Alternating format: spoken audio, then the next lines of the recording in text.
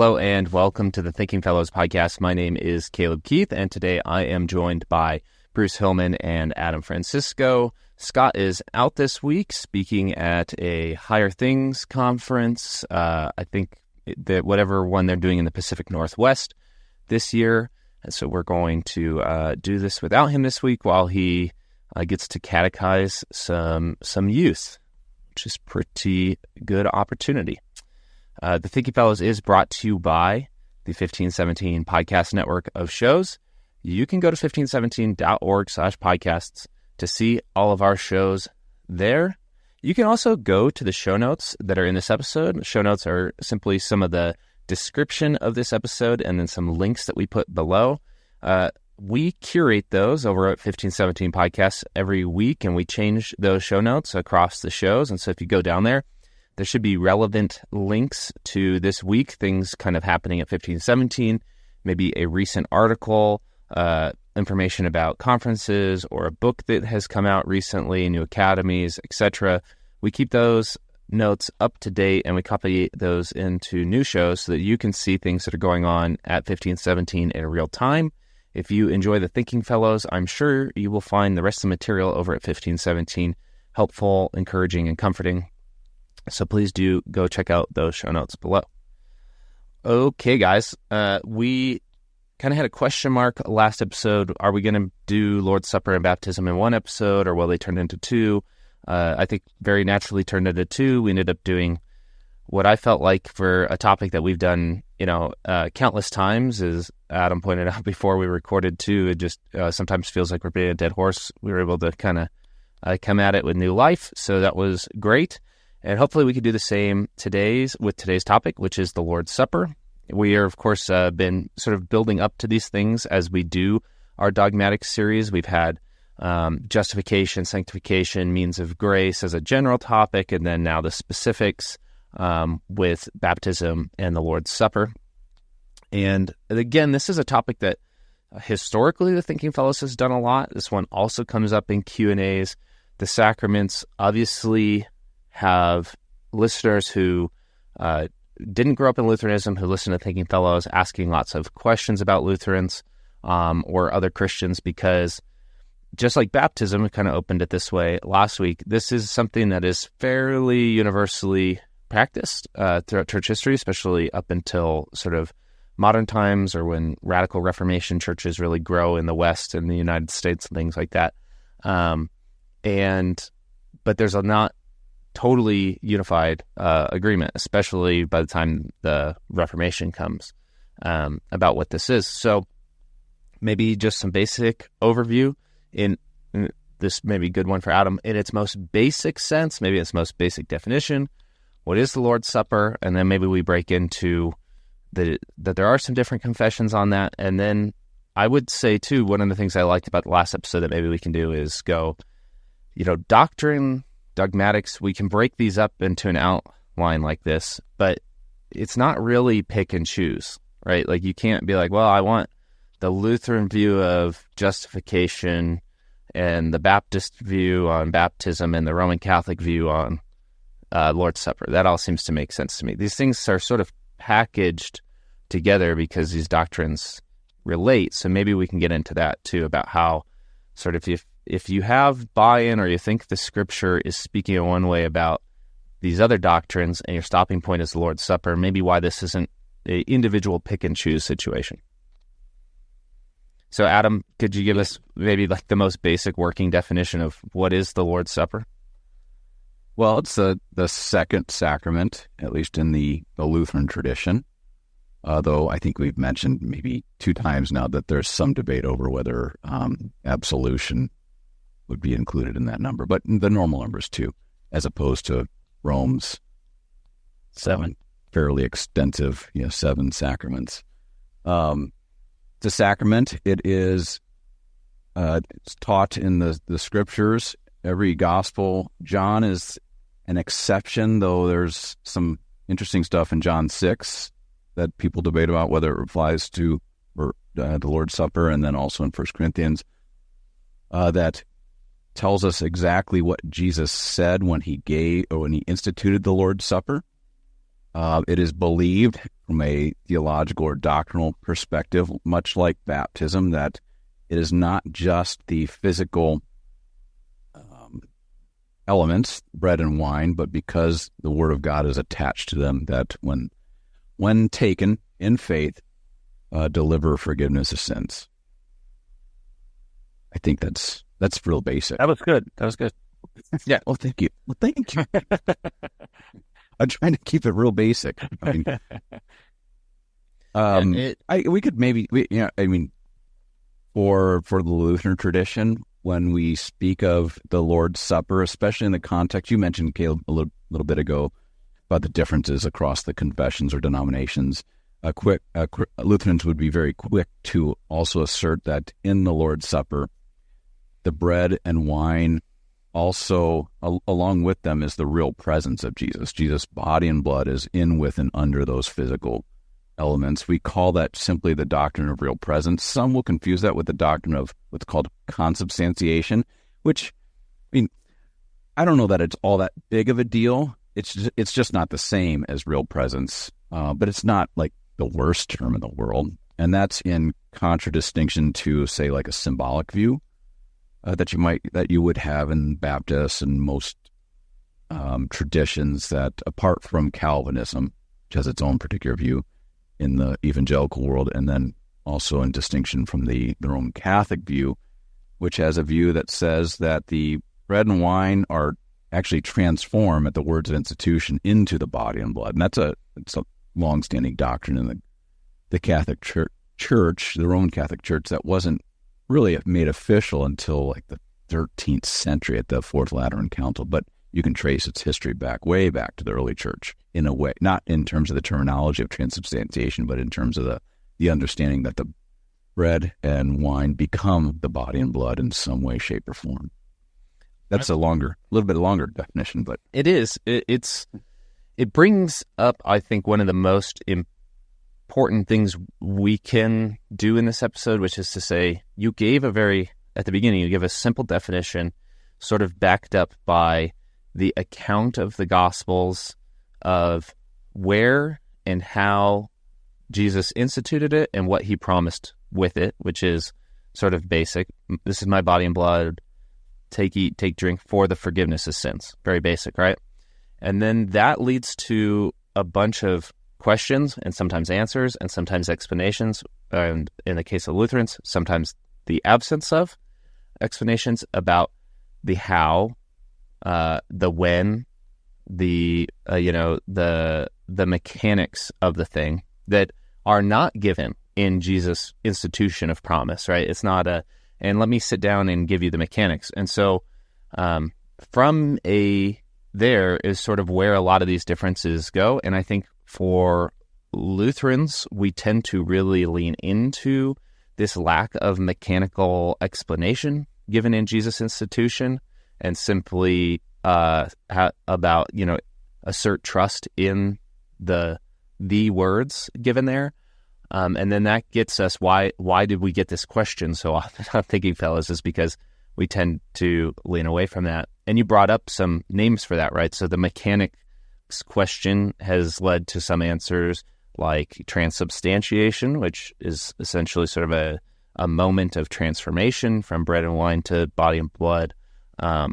Consubstantiation, which is a really weird one because I don't know of anybody who teaches, and you can correct me, like their official church position teaches consubstantiation, but I know of Lutherans in particular, or often from non-Lutherans, it's taught that our position is this. It is an explanation. So it's a term that I don't think any churches use in any of their confessions that I can think of at all, but that later teachers have used to explain other people's positions. Yep. I once did a little study, like we're talking probably a Google study, on where the term originates, and I think it's exactly as you put it. As outsiders are looking and trying to give a technical term to describe what or how Lutherans view the Lord's Supper, but I couldn't give you a name or a date. I could make one up and speak with confidence, but it would. My experience, maybe this is just it is anecdotal, but maybe it's just more mine. But people who didn't grow up Catholic or Lutheran or Orthodox, Eastern Orthodox, seem to have a hard time really understanding, in my experience, the distinction between Catholic and Lutheran understandings of real presence and transubstantiation. And I think the simplest way to explain that is that in the Lutheran view, the bread and the wine remain bread and wine. They don't have a substance change, which I can explain briefly if that's helpful, which is the Catholic view, transubstantiation. So you hear substance, trans, like to transform into something, and sub, so under, or to have substance. But it gets confusing here a little bit for people because we use the word substance now to mean like the essence of a thing, and that's sort of right. But in the way that the Catholics, when they were defining the terms, the way they meant it was more like Plato's forms, kind of. So there is like bread has a breadness to it, and wine has wineness to it. And it's that thing, that substance that changes. But of course, when you're in a Catholic church and you look at the bread or the wine, it still appears to look like nothing has happened, nothing has changed. And the Catholics say, following lovely St. Thomas, who was following Aristotle, that this is an accident, and not an accident meaning mistake, but in the sort of Latin philosophical sense of like, it doesn't appear to change, but in fact it does. Now, people hear this and they go, well, this is complete nonsense. But here's maybe one way a priest explained it to me when I was younger, just to at least understand the logic of transubstantiation, and then we can maybe derive how Lutheranism is different from that. So the priest explained it to me this way, and I thought this was really helpful, actually. Like, if you go in a room in my house, I will have 3 pictures of myself, like one when I'm a child, one when I'm in middle age, and one maybe now. And that from glamour shots, yeah, at the mall. I do glamour shots on the weekend. It's fun. And so each one of those pictures of me is still me. So that would be what Catholics mean by the substance. Bruceness is the same from when he was a baby to when he is now. But by accident, they appear different because the body changes. The body is a changing thing. And so by outward appearance, Bruce looks different at different stages of his life. But actually, Bruce doesn't change in his essence of who he is and the substance of who he is. Transubstantiation is saying it looks like bread and wine, but the substance has changed into Christ. It is actually Christ. And Lutheranism is actually pretty close to this philosophically, except it doesn't care about all these philosophical accidents and substance and everything. It just says it still looks like bread and wine, so it's bread and wine, but Christ is present, I'm just going to say, in a mystical way, in a mysterious way, because his word promises him to be there. So we don't try to figure out how his presence is there. The Catholics do. They have a philosophical reasoning on why. We would add, more often than not, he really is present. Yeah, yes. Just to kind of hammer. Yeah. Can I not spiritually present, by the way. Like there's a concreteness in Catholic and Lutheran and Orthodox views of communion. Like, it's not he's symbolized there. It's not that he's there physically, spiritually, like a ghost. The bread and wine truly contain or have present in them is even a better way to put it. I wonder, all this talk about transubstantiation, I wonder if the terminology is just sort of a term used in Catholic systematic theology.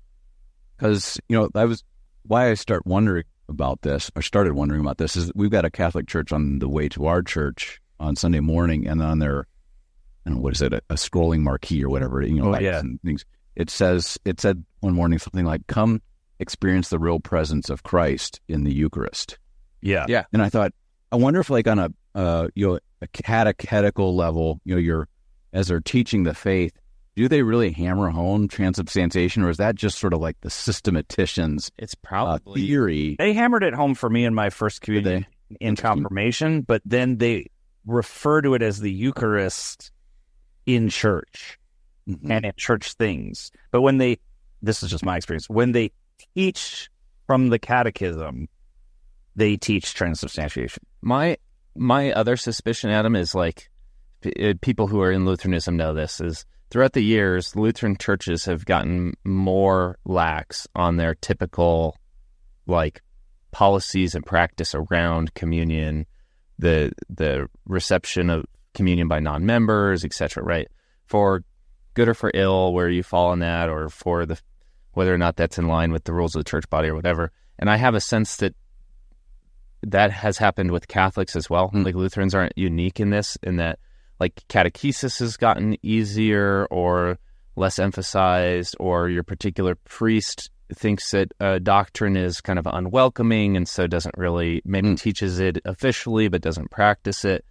And I've noticed that like real presence has entered the vocabulary as we've had Roman Catholic visitors to our church. And I'll inform people before the service, hey, this is communion, this church confesses the real presence. And I've had Catholic visitors go, oh yeah, I believe in the real presence. Yeah. And you go, oh, I thought, and I literally asked them, I was like, well, really only Lutherans can teach the real presence. They're like, no, Catholics have the real presence. I'm like, oh, well, that's interesting that that terminology is now sort of universal. Mm-hmm. And I think, maybe it's just part of this simplifying the explanation to people as things have gotten less rigorous for your typical member of any given church in America today. Yeah. I mean, it could also just be I don't know if withdrawal is the right word, but a move away from like a pullback from like the fine points of systematic theology towards and I don't want to say, towards a more mere Christianity, or a more basic, less confessionalized Christianity, I guess, something like that. We are in, some say, a post-denominational world, where all those distinctions, while they certainly matter in the realm of theology, you cannot count on, just because you have somebody even catechized and confirmed and a lifelong member of, let's pick on our own tradition of Lutheran Church Missouri Synod, does not mean that they necessarily believe all the doctrine or even know all the doctrine. I mean, I'll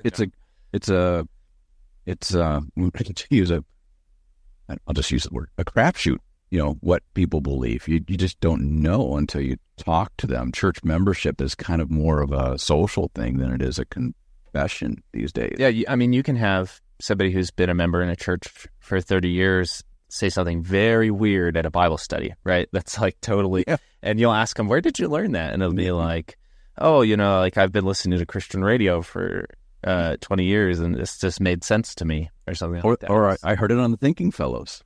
Yeah, or I heard it on the Thinking Fellows. I hope not. I'm not an ecumenist, like in that movement. I don't identify or find that.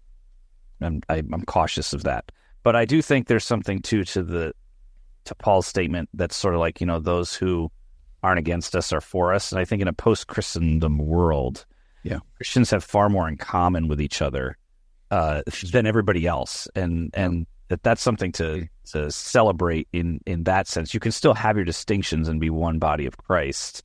And sometimes when you're in a Christendom, those distinctions almost make people out to be anathemas and enemies. And I just don't feel that that's always necessary. I hear you there. Going back to the Lord's Supper, though, even though things are less, I guess, tight in their definition these days, when in terms of practice, so like comparing the Lutheran versus the Catholic practice, things can get kind of, we would say, of course, this is our perspective, but I think it's a little more objective than just sort of our opinion, that you look at the way that Roman Catholics typically treat the elements in the Lord's Supper, especially before and after, it gets a little I was going to bring this up too, Adam, because I think one of the big pieces about even this mechanics question and why sometimes, like, why don't Lutherans sit there and worry about the mechanics of the Lord's Supper like all the time? Right? Like, or adore the host. Why don't they just put something on display where Bruce can come in and adore it? I should have a step selection. I think one of the huge differences between Rome and Lutheranism, and then ultimately I think the churches that are representative in Lutheranism too, is we're saying that this is a whole act in all of its pieces down to the reception of the thing, right? so that the promise is the whole act of the partaking of the meal, the establishing of it through the words of institution, the distribution of it to members, then the eating and drinking of it by the body of Christ is the entirety of the thing, of how bread and wine, body and blood are all received for the forgiveness of sins. Whereas for a lot of other groups, it's like, okay, step A is it's bread. Step B, at this point in time, a sacrificial prayer is given and God is invited in. Step 3, at this point, it becomes body and blood. Step 4, now the people get body and blood. So and then that inserts places for like adoration of the host. Why? Well, because it's been sitting there on the altar as Christ. Now, Lutherans aren't receptionists and saying that it's only in the receiving that these things, but we are not receptionists, but in the sense that the total act is where all of this happens, not one particular moment and then another it's not or whatever. And so there's a lot of so even then when we have particular practices, say around the elements of after the supper, it's out of respect, not out of sort of like, well, after step 4, it's this, it's the whole act of from the words of institution to the giving of the elements to the receiving of the elements is where the location of Christ's body and blood is. It's not in one particular set of words at one moment and not at another. Yeah, I mean, in Catholicism, only the priest can consecrate the host. So it's a layperson couldn't use, say, the words of institution and make it valid. So to your point, Caleb, there are all these very precise steps that are, guard the way. It also is why things like individual communion are possible, right? Or the sacrifice of the Mass happening throughout the day and daily without a congregation present. Yep. Things like that, where, in Lutheranism, individual communion is condemned in our confessions. You can't commission a communion for yourself. It is a common meal that is not treated as common. It's common in the sense that it is for all of those who gather and are baptized and confess Christ as a church.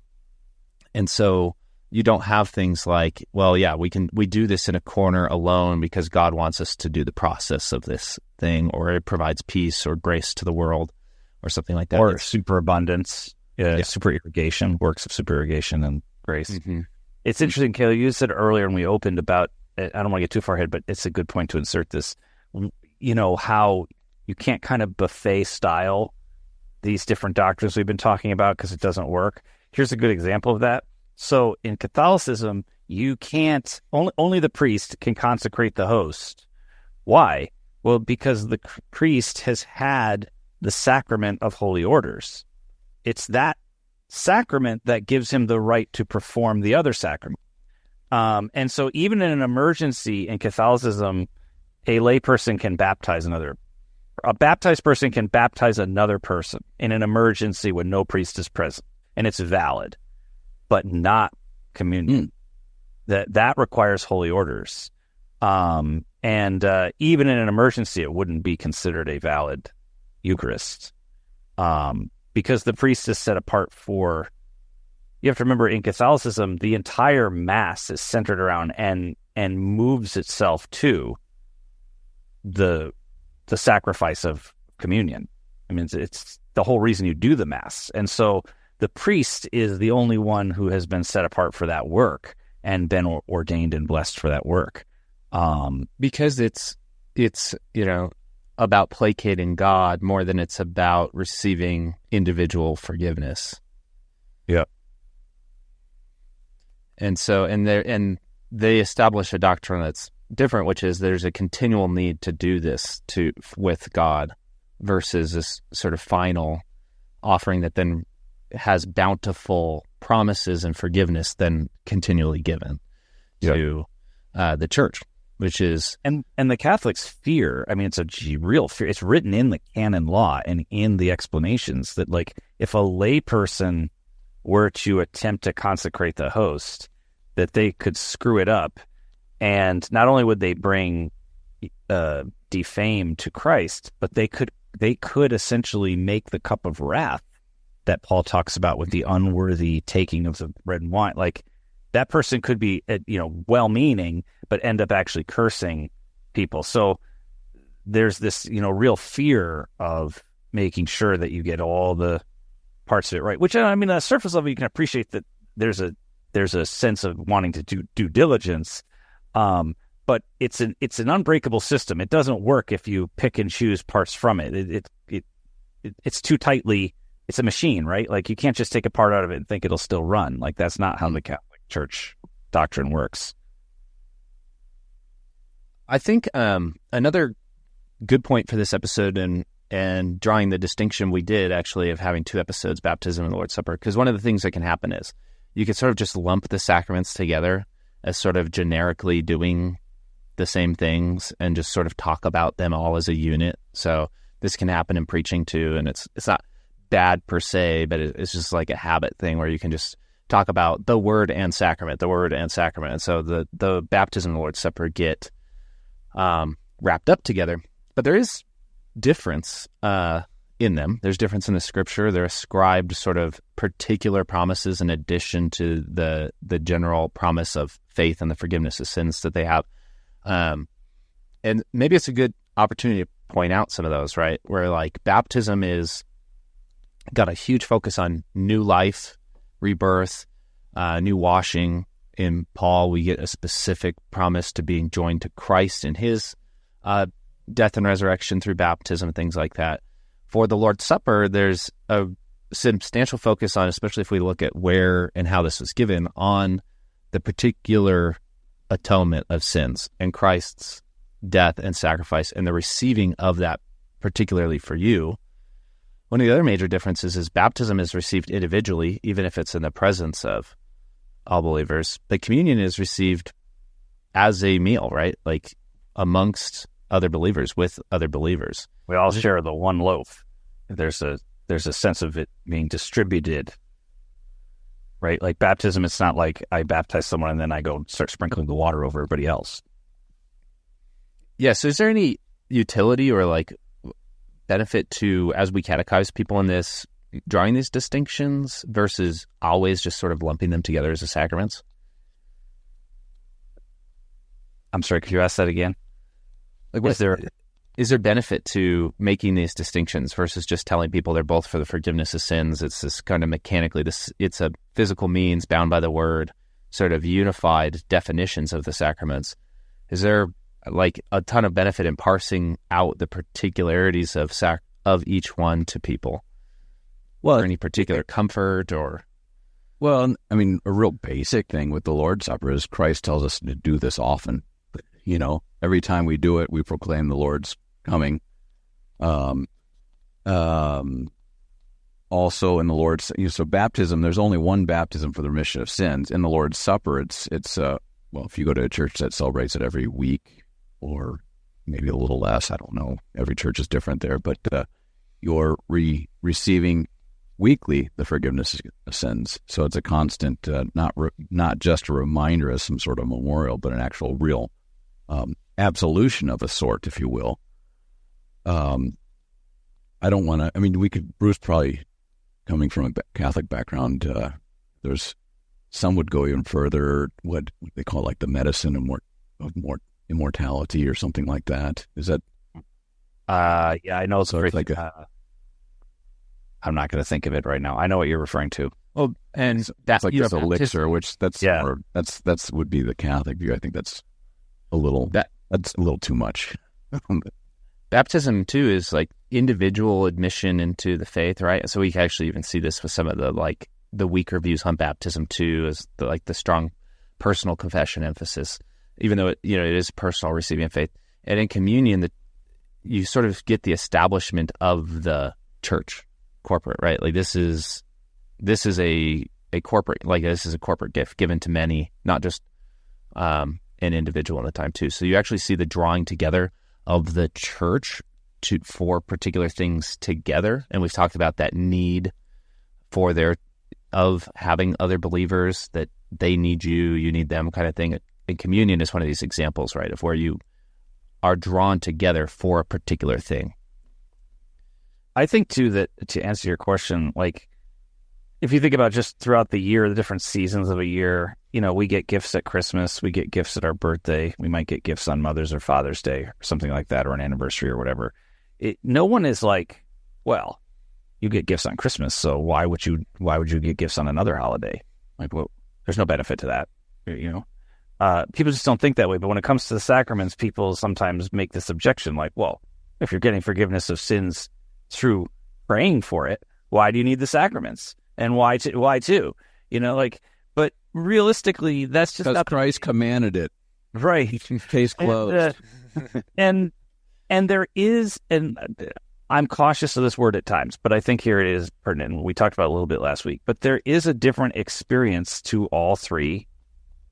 Praying for forgiveness in your room because you've been convicted of sin. You go, Jesus, forgive me of my sins. Taking communion and being baptized. They are different ways that God gives us to experience the same means of grace. And the difference in the experience isn't the like the fun of the experience or the holy potency of the experience. It's that the different experiences at different moments in your life give you different levels of assurance to your salvation. And that's, if you look at the entire Reformation, really it's an assurance debate. And there's like a particular strength to certain promises in this, right? Like in the Lord's Supper, Christ, and every time you go receive it, you are hearing and receiving that Christ is giving himself to you. And it draws you to that place where he did that once and for all in the cross because of its proximity to that. The institution of the Lord's Supper has very much to do with his being handed over, his being crucified. And so this is where he gives this meal and he is giving himself to you. And I think that's important for a lot of people too, who see things like baptism as sort of giving themselves over to Christ, or something like that. Or even if we said your entering of the kingdom, even passively through baptism, right? This is a moment where the donation of God to you is evident and clear and precise, and it's a reoccurring thing because you need to receive that. You need to receive Christ for you and to you regularly, and so it's important, and it's one of those places where we've talked about this too, where you can't really escape the for you if this is done correctly, right? Like if the words of institution are given properly and prominently. There's no hiding the for you, where you may make a mistake in phrasing in a sermon, or somebody might hear it and then discount themselves when they hear like, oh, Christ died for the sins of the world, and then maybe start saying, well, really mine, or something like that. In the supper, this is like a very particular, you can't dodge it, for you-ness of this. And so there's some comfort there as well. I'm also comforted by the fact that we don't have to eat wild locusts and honey like John the Baptist, like that. Jesus didn't make us do that. He's like, no, just get baptized and then I'll give you bread and wine. It's much better. Yeah, good point there, Bruce. No, good point. Aren't you happy about that? I've never thought about that, but now I'm very thankful, Bruce. So thank you. Thank you for this moment of clarity. Yeah. I do what I can. Mind blown. But I do know, to your point, Caleb, though, I think, and I guess to combine Adam's point earlier, which is, we can parse these things out too much, as Adam inferred.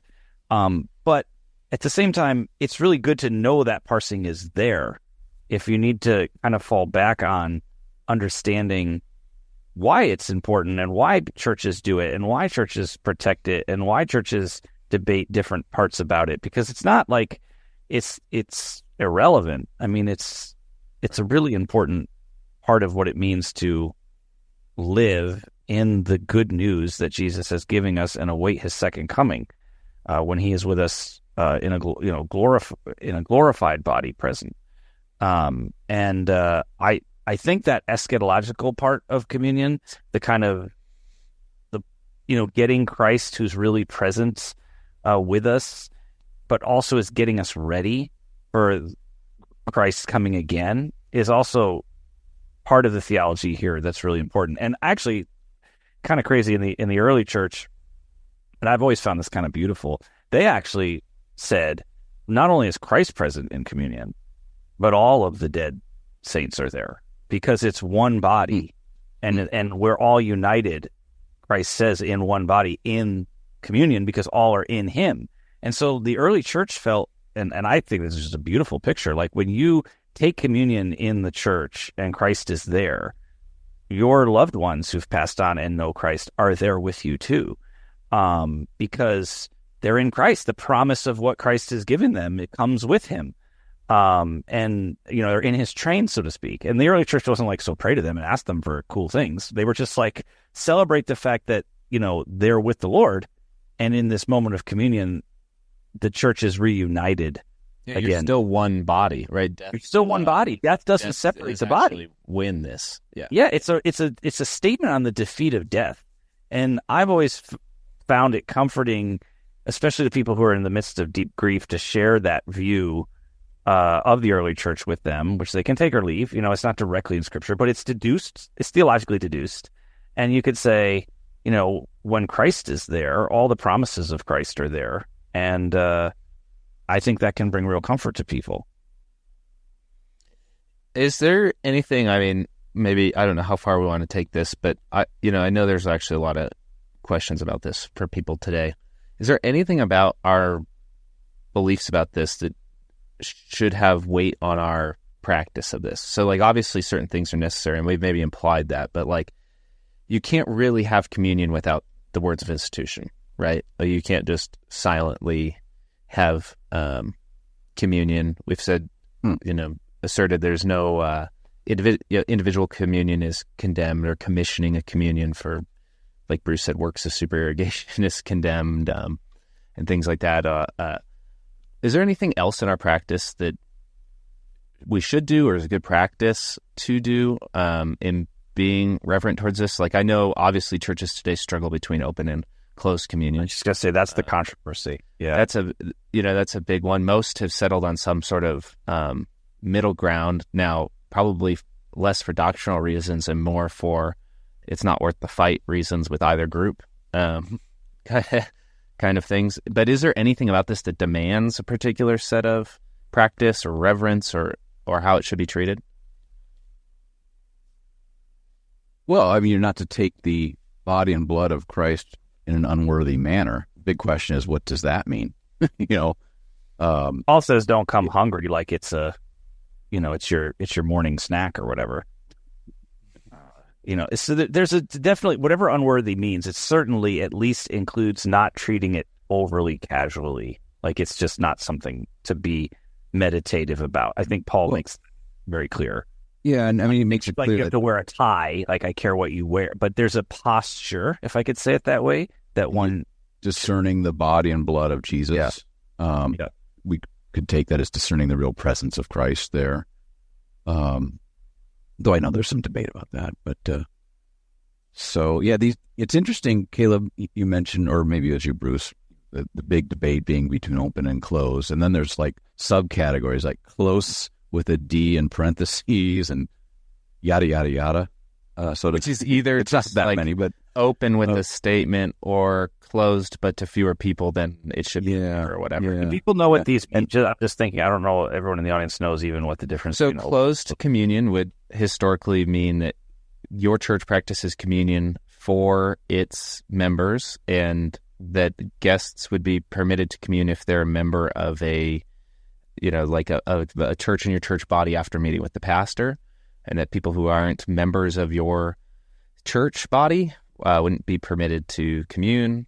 Open communion. Catholicism's closed communion, because if you're not and the Missouri Synod on paper as a denomination it's not practiced as closed communion at most churches anymore, but on paper it is. And then open communion would essentially be communion to anybody in the building who desires to come up and receive.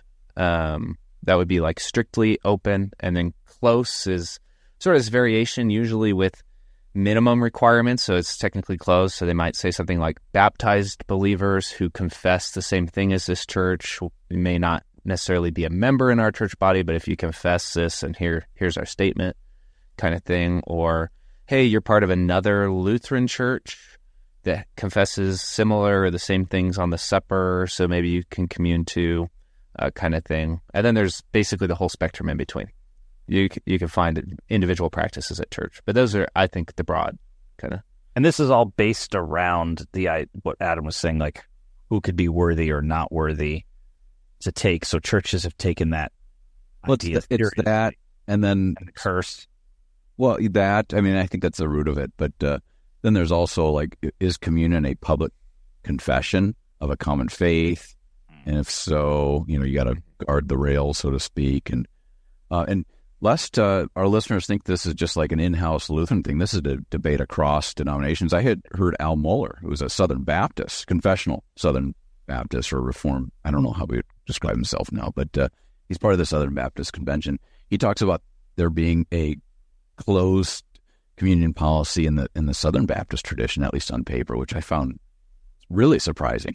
Even there's most Orthodox Christians would say a blanket open policy is a problem because it's inviting non-Christians, like a lot of churches who are intentionally open, invite non-Christians, the unbaptized, those who have never encountered the supper or heard its promises before and things like that. And so all are welcome. Yeah, all are welcome. So I think most churches would say strictly open, very bad, and then closed has changing definitions based on what church you're in. Yeah. I think the problem... denomination was close. We practice close. Yeah. Well, I think this all could be resolved by separating the service of the word from the service of the sacrament, meaning all the hurt feelings and so on that are caused by people not being allowed to go up, or because it does. I go to, we bring visitors to church quite a bit, and more often than not they're Lutheran, but sometimes they're not, and it's really uncomfortable the night before. Hey, we're going to church. You're not invited. To go to the Lord's Supper kind of conversation is tough. Or I don't want to get too autobiographical, but when people go to church with you, but they've since changed, they've jumped around from church to church, and you don't know what they believe, and you say, hey, you probably shouldn't go, but they go up anyway, and then there's tears and etc. I can't stand that. Or when I see people coming into church, they're visiting, and as the communion statement is read, they get up and leave. The historic practice of the church, I mean, Bruce, I don't know if this goes way back to the earliest church, probably not, because there were real intimate gatherings, but in the Middle Ages, there was a service of the word, if you will, and then those who did not believe left, and then there was a service of the sacrament. Well, that's first century. There's a lot first century already. Okay, yeah. So they kicked them out. In fact, that's where the rumors that they were cannibals came from.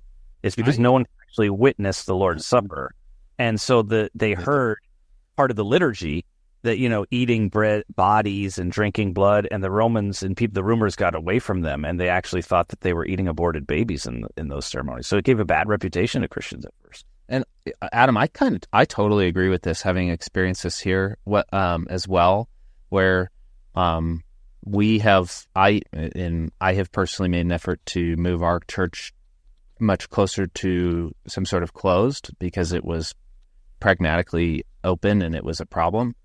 It was a genuine problem in the church, and so working to address that. But you run into whether it's real emotions or people's imagined what you're communicating to guests. The first thing I was told is essentially, you're communicating that people aren't welcome in this church and we're a family and things like that. And it's really sticky because on the downside too, when you have like serious returning guests who aren't Lutheran and considering in, and you don't have you kind of lose one of your mechanisms for teaching them about communion if they commune from the first time they visited the church. Yeah. No, I get it all. It's just, yeah. Let me give you the other side, though, because my denomination's tradition for many years, up until maybe the last 10 years or so, was to separate the services. So we would have church, and then we would wait like 5 to 8 minutes, and then we would start the communion service. Oh. But what happened is that the psychology, people wouldn't stay because they were like, well, church is over. And even though they were like believers, and it was it was just like, Sweet, 30 minutes, I'm done. we don't want to stay long. Like, and so we actually got to the point in our denomination where we're actually tempting people to not go to it. And so I'm just saying that either way, there's problems. Like yeah. Interesting. I just wish, and this is just like, and I know it's like a hopeful wish, but one of the things I've come to really wish is that, like I said at the beginning, most churches just don't take as much doctrine seriously or teaching lay people seriously. If I talk to my grandma about this, who has been in Missouri churches her whole life, she talks about how like her cousins would come to church, they weren't Lutheran, and they didn't even ask. They knew they weren't going to commune. There were no hurt feelings. They knew they were in a visiting church and that they were going to stay seated. Yeah. And like same thing, like if you traveled and you visited family who wasn't in your denomination, you just didn't do that. And I got a little story about that. Your differences.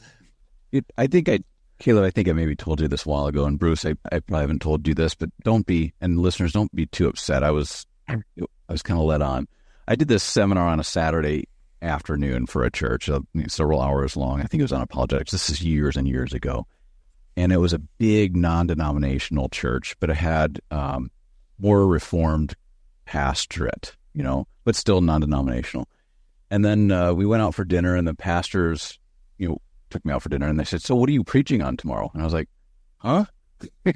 And nobody had communicated that. Not only, I was going to fly out Sunday, like noonish or something like that, but they had expected, I guess, because that was just sort of the common practice. They assumed all their speakers just sort of knew that you do your seminar thing on Saturday night and then you preach on Sunday morning. I'm like, oh. And I said, well, I'm not ordained. I'm not clergy. Never took a apologetics class. And like, oh, that's all right. And so then I was like, wow, geez. And I called a couple of people and said, what do I do? And, but it's a non-denom church. So we met the council, and I think it was good counsel, is, hey, if you got an opportunity to present the gospel clearly and freely, do it wherever you're invited to do it. So did that, but then they did communion that morning. Here I am, the speaker, whatever, and they're doing communion, and I didn't go up for it. I didn't get my feelings hurt. They didn't get their feelings hurt. I had questions afterwards, like, hey, why didn't you commune? And I said, oh, I'm Lutheran, Missouri Synod Lutheran, and they're like, oh, okay, that makes sense. So yeah, I think that there are hurt feelings. What drives me nuts sometimes is when there are hurt feelings because there's this tight practice or this closed statement made at the beginning of communion or whatever, and then people's feelings get hurt.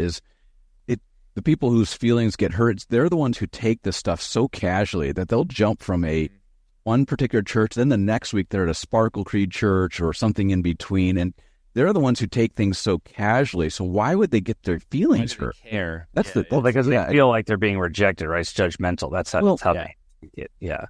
I know a lady who, when she was younger, she's older now, as she lived in Brooklyn and went to a Scandinavian Lutheran church. Her parents were from Scandinavia. She was not. She was born in the U.S. in Brooklyn. And one day she was in like freshman in high school. So this had to be like the 60s.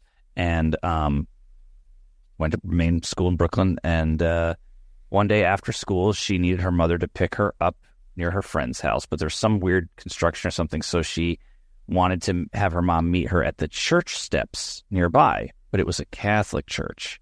And her mother was like, oh, I will never pick you up there because I can't imagine if my friends saw you standing on the steps, like they might think you were converting to Catholicism. So it was so like no one was offended what you were, but there was still this sense of like, oh no, you can't even be. What if you're photographed on the steps of the Catholic Church? That would be the end of us. Like we could never. That would never be let down. I'm gonna say my favorite. So like somebody who talks to guests and does a lot at church now. My favorite guests, hands down, to Missouri Synod Church are OPC, the Orthodox Presbyterian Church. Okay, they're the best because they are all super excited to like be visiting a Lutheran church because they like Luther, and they're always really curious what goes on in a Lutheran church. They sing all the hymns. They always bring a boodle of kids with them, and they never, ever try to commune. And they never look upset. They just sit there and sing the communion hymns happily, and then they love talking to you about the service after the service still. It's just like, so good job on OPC on catechizing your members on that. So like, pat on the back from me. I've had like 5 of those guests, and like 5 for 5, like best catechized guests in my church. So, and I think it's something for like us to strive for, which is, I don't think you have to enforce with an iron fist if we're joyfully sort of teaching what we believe to our members, and our members understand and also confess that with us is part of it. And I do think some of this is whether or not you have a preference on this spectrum of open and closed communion, is that people believe that preference. Yeah. People believe more strongly, say, like in being friendly than in what happens in the supper. And so that, to me, you can identify sort of catechetical issues in that there is a theological belief behind it, even if it doesn't seem like it. And that's something about kindness, something about love, something about what it means to be neighborly is incorrect in their theology. And there's probably an opportunity to not just teach the supper, but also teach about what it does mean to love your neighbor, what it does mean to worship as a congregation versus a universal invisible church. What it does, and there's a bunch of auxiliary doctrines that you can probably identify and work on catechizing towards that might get left to the wayside. Some of those amongst Lutherans be like stuff like, what does love mean? What does loving your neighbor mean? Because that's usually the appeal. And I think it's not just teaching people what the supper is, but also teaching them what loving their neighbor is. Yeah, now this is on and also off topic. We would do ourselves a huge favor if we were friendly before and after the service. Yeah. No, I mean, I don't know about the Lutheran Church of the Brethren. Is that the official title, Bruce? Lutheran Brethren. Yeah, Lutheran Brethren. But we are a little, in the LCMS, because of our median age, I think, we come off as grumpy. You know, I've been to churches where I've been there for a couple of years, and I've not really had a serious conversation or a friendly conversation with anybody. I'm like, and part of that's maybe me not putting myself forward, but I'm not speaking about my contemporary church, by the way, just for the record, if anybody's listening from that church. I'm talking about earlier churches, but it can be, there can be kind of this sort of stoic, grumpy atmosphere, and that reinforces that this supper thing is about our lack of love or something like that. Friendliness goes a long way. And, the early Christians in early church history, they were really known for their love and care of other people. I mean, their enemies wrote that about them. These other guys who are Romans who didn't like the Christians are like, man, they're putting us to shame. They care for the poor. They care for the sick. They don't worship the emperor, so we're going to kill them. But we like all these other things they do. And in fact, is it just one of the, I can't remember which emperor it was now, actually wrote that the Christians were better at taking care of their people and even better taking care of the Roman people than their emperor was able to do. Yeah. And he was frustrated by it. Like, why can't we be like them? So kindness goes a long I also think knowing when you're, like above your pay grade or something like that. So you invite family or friends who, have a dramatically different view in the supper and you're kind of worried about it. But you don't want to just like tell them no the night before or something like that. It gives you anxiety or you don't know what to say. Don't be afraid to ask for help, right? Like, don't be afraid to tell your pastor before you get there that you have some guests that you'd like him to meet before and maybe talk to him and tell him that you have concerns about the supper, but you don't know how to bring it up or something like that. Like ask for help. If you're not comfortable doing this, and if you're not comfortable doing it, maybe that means it's time to like study the supper a little bit more, hit the small catechism, hit the confessions, and just be confident in what you believe so that you can not only believe it, but teach it to those people in your life, children, family, and those people around you as well. So, well, guys, cool. Very good episode. Glad we did it. I think we navigated some of the controversy as well, very well. So that was a fun episode to do. I'm glad we separated this baptism and the Lord's Supper into two parts. We hope you're enjoying our dogmatic series. This has definitely been a joy for us to continue to do, and we will catch you next week. Bye.